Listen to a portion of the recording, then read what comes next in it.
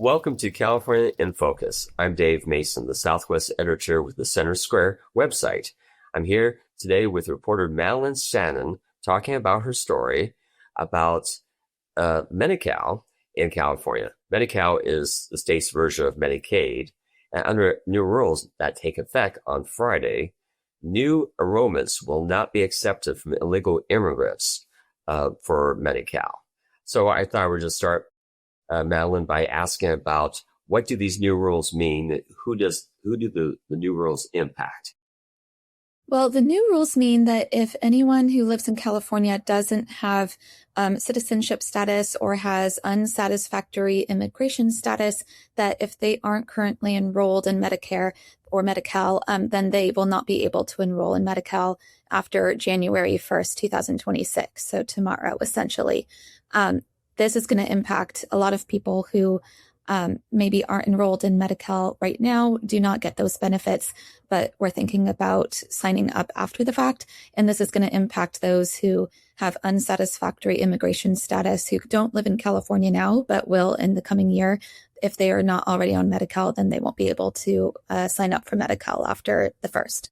I see. I understand that you talked with Assemblymember Dawn Addis about this, and what did she have to say?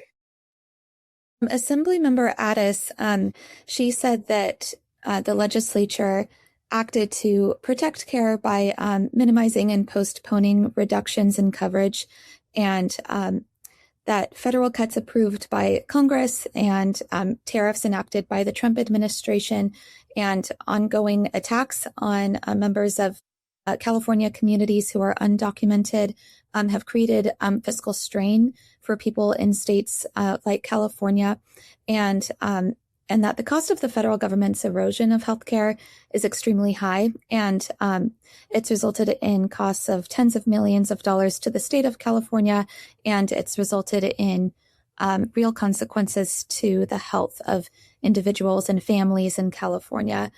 So she's really kind of highlighted those issues related to Medi-Cal's decision to not enroll undocumented immigrants or illegal immigrants after January 1st. I see. And then also, now, which illegal immigrants will be able to keep the Medi-Cal under this? If I understand correctly, anyone who already has it will keep it. Yes, that's right. Anyone who has unsatisfactory immigration status now, who already enrolled in Medi-Cal, they will be able to keep their coverage. Those who are pregnant or children with unsatisfactory immigration status will be able to still enroll in Medi-Cal after January 1st. They are not part of the restrictions that will be instituted after January 1st. And those who have extreme dental needs, if they're in extreme dental pain or they need a tooth pulled, they won't be able to sign up for Medi-Cal after January 1st either. But pregnant mothers and children will be able to keep their Medi-Cal coverage or sign up for Medi-Cal coverage after January 1st. How much money will this save the state to stop having the addition of new illegal immigrants in Medi-Cal? This is probably going to save about $86.5 million between the 2025 to 2026 fiscal cycle, and then $857 million between 2026 and 27, and an estimated $2 billion during the 2027 through 28 fiscal cycle. And those numbers are from a budget analysis by the California Pan-Ethnic Health Networks. It is expected to save quite a bit of money to the state in the coming years.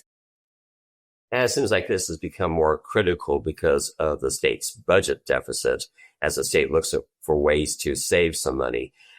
So do you feel like that was probably a major impact in this happening now?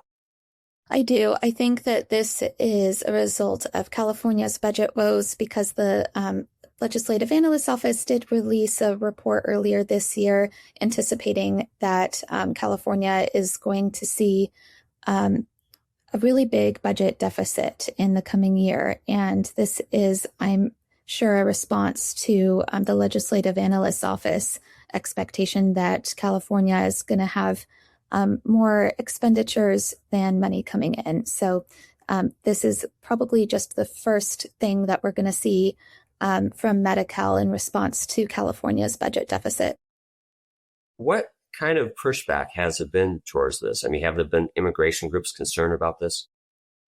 There are some who I'm sure are concerned about this.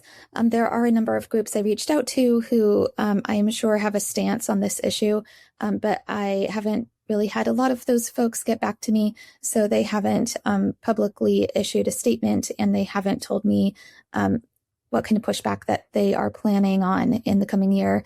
So that remains to be seen, but I'm sure that after January 1st, we are going to have quite a few groups maybe try to reinstate undocumented or illegal immigrants to Medi-Cal, and maybe have a few efforts in place that will expand Medi-Cal access again next year. But we'll see what those groups are able to do. Has there been any talk about lawsuits over this?